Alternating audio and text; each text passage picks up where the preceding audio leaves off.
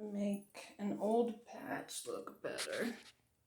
The tape really didn't work out. Like, it's not there.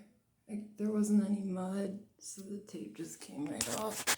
It's priming. After the prime dries, I can put a skim coat on there to smooth it out and really finish up those joints. So I'll use some fresh tape and get her looking all pretty. That's gonna get skimmed too.